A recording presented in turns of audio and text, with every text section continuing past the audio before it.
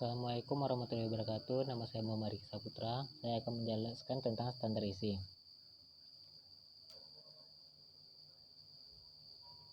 Pasal pertama yaitu standar isi untuk pendidikan dasar dan menengah yang selanjutnya disebut standar isi. Terdiri dari tingkat kompetensi dan kompetensi inti sesuai dengan jenjang dan jenis pendidikan tertentu.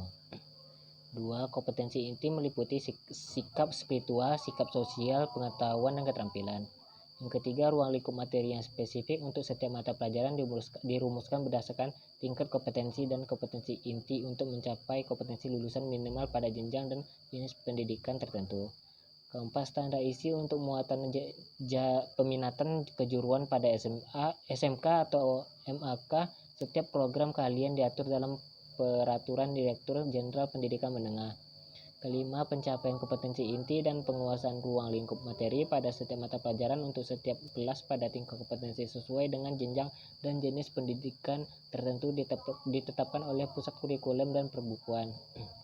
Keenam, perumusan kompetensi dasar pada setiap kompetensi inti untuk setiap mata pelajaran sesuai dengan jenjang dan jenis pendidikan tertentu ditetapkan oleh pusat kurikulum dan perbukuan.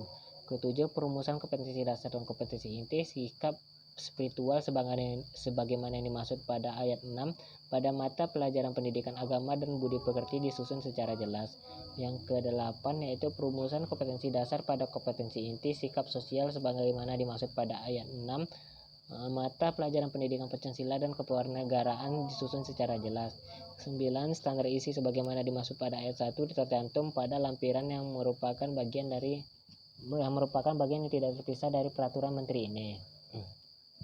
Pasal kedua, pada saat peraturan menteri ini mulai berlaku, satuan pendidikan dasar dan satuan pendidikan menengah wajib menyesuaikan dengan peraturan menteri ini paling lambat 3 tahun untuk semua tingkat kelas.